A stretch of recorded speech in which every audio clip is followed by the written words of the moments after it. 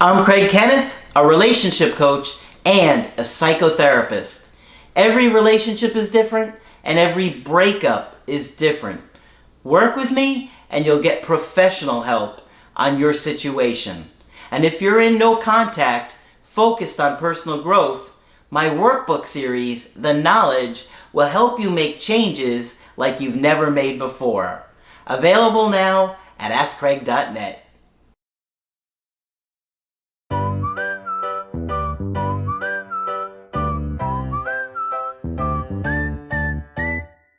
Hi there, I'm Coach Craig Kenneth. And I'm Coach Victoria. And this video, we're going to be talking to you about big mistakes when they pull away. Got to be careful with this one. Man, when somebody that you are really connected to or close with starts to pull away, it invokes such a fear and primal panic in us that we feel like we're dying inside. And it takes everything inside of us to hold ourselves together because we feel like we're dying. And we've talked about this for many years on the channel because it's a huge part of why people behave the way they do in their romantic relationships. Right? Yeah, and our brains are constantly scanning for answers. So if you have even just the slightest bit of neuroticism, your brain is going to be trying to figure out, why are they pulling away? Why are they distancing? Is it something I said? Is it something I did? Is it who I am? So this can really take our brains for a spin and have us overthinking. Obsessively overthinking. Yeah. Before we get further into it, I did want to say that Craig and I are available for coaching sessions. So if you would like to discuss your situation one-on-one with one of us, you are more than welcome to do that. Just book a session through our website. Absolutely. So when you're in a situation where somebody is pulling away, maybe they're saying they need space, they want to take a break, or they want to end the relationship, you're going to feel massive waves of anxiety. And it's going to send you into a spiral where you can't think straight, you can't sleep, you can't eat, you're getting stomach aches, you feel like you're dying and life is ending. And that's because human beings are wired to connect. We're meant to be close to each other because that connection, that safety is what keeps people alive. We don't have wings, we don't have claws, we don't have shells on our back like turtles. Well, some people do, but they don't watch the videos. And so you're so overwhelmed because you literally just feel like you can't survive without this person. Now, really, really secure people do feel confident in these situations. And that's why we're always talking about healing your attachment issues, because the more you heal your attachment issues, the more confident you are. The more confident you are, the more attractive you're going to behave naturally. Right. And when you do feel more insecure, your brain starts to come up with some stories. I know we had just talked about this. Our brain likes these answers. So it can be really tough. We end up acting irrationally. We end up panicking, and that can send us even more in an insecure direction. You know, we start to convince ourselves of the things that we're telling ourselves, and then we jump to conclusions, and then we act impulsively, and then it just spirals from there. Gets worse and worse. So the goal is secure. The goal ultimately is being able to emotionally regulate, to get to a place where you don't think about making these mistakes, or they don't come as second nature. And we want you to be aware of these things so you can be more aware of your behavior, so you can choose more diligently what to do next. Absolutely. So the very first one being, don't try to force emotion out of your partner. Don't try to force a conversation that they may not want to have. And don't put them in a position where they're in a rock and a hard place. Yeah. You know, where they have to answer you, where you need to get something out of them. And that the big thing behind that is you're trying to repair that connection. You want answers. Can we repair this? I need to know right now. Can we repair this? Yeah. And I made this mistake years ago. I remember, you just want to fix it. You just want to talk about it. And so if you're trying to force them into giving you that answer, the answer's not going to go well. So you don't want to try and force them. Let's just talk about it. I just want to talk to you. I did a call with the guy a couple days ago. He messaged his ex at least 8 times after the breakup. Kept pressuring her. He kept getting worse and worse and worse. And he's just convinced himself if she would just talk to me, I know I would feel better, or it would be better. And I'm like, no, it's not gonna work like that. And we spent a long time talking about this belief that he had about that. But, you know, you're pushing somebody is only gonna make them shut down further. Nobody wants to feel forced to talk about things. And if you pressure them, they're not likely gonna be honest with you. Yeah. Yeah. You're not going to get an honest answer out of them. They're just going to tell you what they think you want to hear in order to calm you down and to get you off their back. You know, and that's just generally what we see happen. And that's not to say that you should never bring up things that are concerning to you. Okay, we're not saying that. We're saying the forceful part. You know, we're saying cornering someone, interrogating someone, very different from saying, hey, you know, if something's going on, you know, I'm here to support you. You know, you can talk to me about anything. Creating a safe and non-judgmental environment for your partner to be honest, very different from forcing a conversation. Yep. Yep. And it's perfectly fine to check in with a partner. We encourage you to check in with a partner. In fact, that's part of you doing your duty as a partner. So if you see that something's wrong, if you see that they're isolating, we know that isolation can be a sign of depression. Maybe we are genuinely concerned for our partner too. Of course, check in. Okay? But we're not saying break no contact to check in. We're saying when you're in a relationship, that's when you check in. Big difference. But we don't want to force. We never want to force, whether in a relationship or during a breakup. You know, you have to let people open up to you at their own pace. Now, the other thing that you want to be very careful not to do is to not get others involved. And this is so hard because our anxiety wants answers. And so we will go to great lengths to get them. Talking to family members, talking to distant family members, friends, clergy, anybody who could possibly know any type of insight about what our partner is thinking, doing. And this can cause a lot of issues because they're going to get angry. Yep, and that's what we see often. Okay, why are you reaching out to, I was going to say Pope Francis, whoever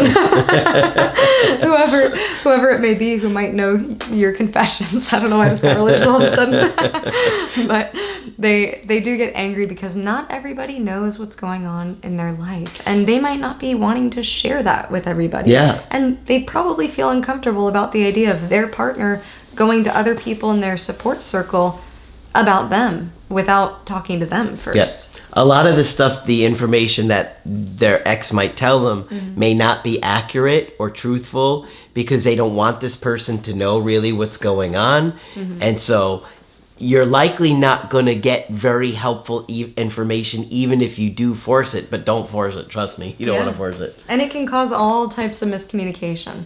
You know, your Aunt Sally's going to tell your ex that, oh, you know, Johnny's been asking about you, or whatever it might be. So, you know, these things can really end up in a place that you don't want it to be. And keep in mind, too, that it can also seem like an intrusion. You know, you intruding into their social circle. Now, this is also different from you having your own support system. Instead, it's okay to go to your support system, your own individual friends, your own clergy members, to talk to them about your concerns. Man, it's tough that my partner is distancing. Now, don't always listen to their advice because it could be misleading. It could cause you to intrude even further. They might tell you to write a letter. We have strong opinions about that too. You know, be mindful of your decisions moving forward. But if you need to vent, find your own support system to vent to, but don't try to extract information from third parties. And be very careful about what you tell certain people unless you absolutely trust that person. There are many people that you think are on your side, but push comes to shove and they're going to throw you under the bus and rat you out and tell you all this stuff on you. Nobody likes a rat. Exactly.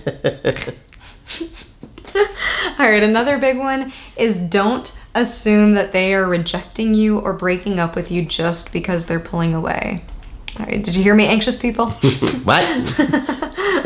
This is a really big one because we all want to protect ourselves. Anxiety is an attempt to protect ourselves. And sometimes we convince ourselves of the conclusion for us to have control. That's true, because they can't handle that uncertainty and not knowing the exact answer. So they just assume, I just need to, it's just done then. It's just done. Yep. And it's not always about you. Sometimes we tend to blame ourselves. We think it's about us. We think we know what it is. And so we try to take matters into our own hands and fix the issue, or try to push them into a decision that they might not be ready to make. Sometimes people take space and time to process. And in that space and time, they may come to their own conclusions that they do want to continue the relationship. They just needed their own time to figure it out. Sometimes when people are pushed, when they're stressed, when they're in the middle of a decision, they don't make the best one.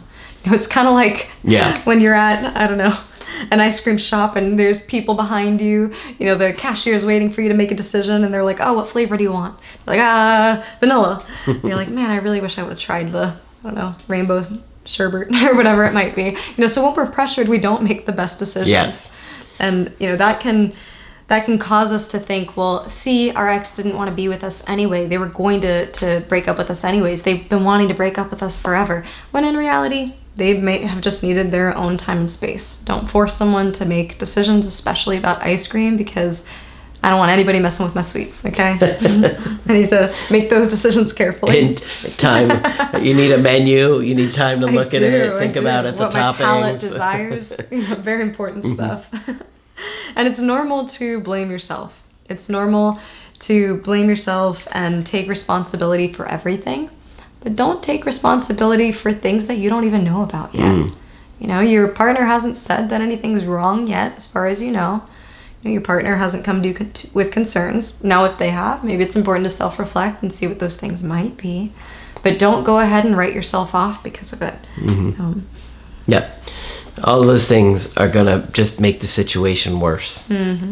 Is another big one. Don't lash out. Okay?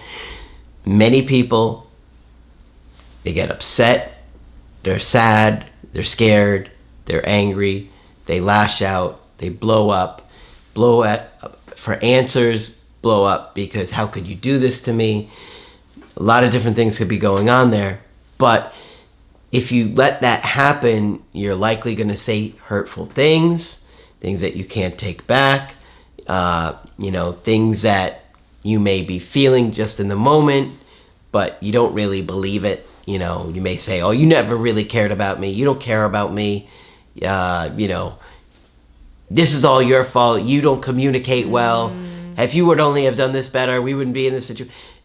You're with that other woman now. You're talking to someone else.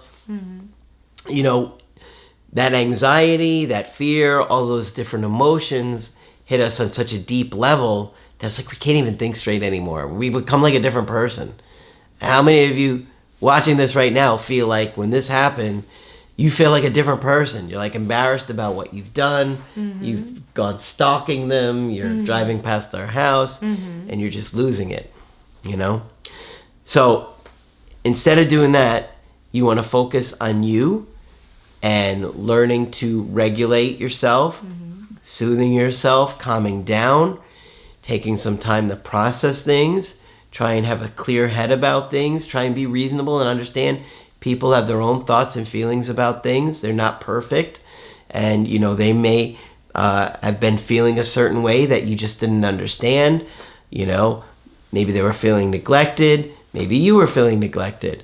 You know, some of that hurt or disappointment builds up and you can't soothe yourself anymore, but you have to learn to do that. You have to think about things, think it through. Well, how long have I been bothered by this? How long has this been affecting me? And start to process in a way that you can deal with it in a positive way without making things worse. And we have one final big one for you, and this is not to make major life decisions in attempt to get them back. So something that I see from time to time, sometimes people will change the course of their life in efforts to reattract their partner. Okay, their partner who has been distancing, maybe it is an ex. You know, you move states, you move jobs. Move countries. So, you know, these are things that do and can happen. Unless it is a joint decision that the two of you have talked about, that you feel prepared for, that you do feel secure in, don't make this life change for them because it's fickle. It's fickle if they're distancing.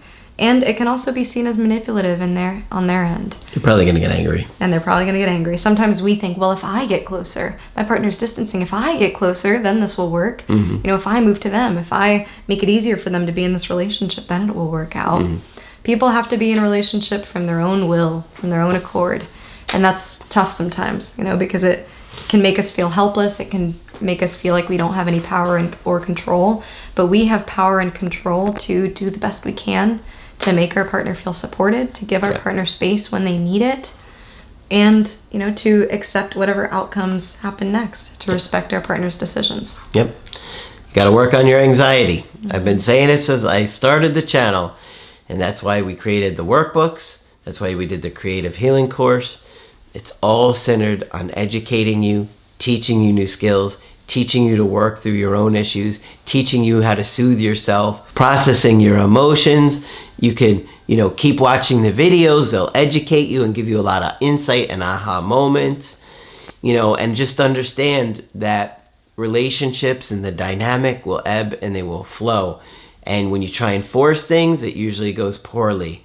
So understand that a big part of having healthy relationships is, you know, giving closeness and giving space, and that balance will change and shift in a relationship. Don't just assume that because there's some space that it's over. You know, sometimes it is over, but sometimes if you can act in a confident way and act like an adult, it repairs itself slowly and naturally in time. Mm-hmm. Exactly. And I know there's many of you that fear the relationship will ebb and ebb and ebb and ebb and not flow again. Mm-hmm. So in those moments, remind yourself that you are an adult. You have the capacity to deal with that if it gets to that point. You know, if you find yourself, okay, this is distancing way too much for me to be comfortable being in this relationship still. You know, this doesn't feel like a relationship anymore. This is not something that is fulfilling my needs nor is sustainable. Then that's completely up to you, and there might be different conversations to be had. You know, but really manage your anxiety first. Because if you make a decision to end the relationship out of your anxiety, it's going to be something that you regret later. So work on, you know, that anxiety to really figure out authentically how you feel and how to proceed. All right. So hopefully this one's been helpful to you. Of course, if you want to get our help personally, you could do that on my website, askcraig.net. I do email coaching and I do Skype. Coach Victoria is also available for Skype coaching. I'm here whenever you'd like to chat. Just click on her name at the top of the website to schedule with her. But that's it for this video. I'm Coach Craig Kenneth. And I'm Coach Victoria. And we will talk with you soon.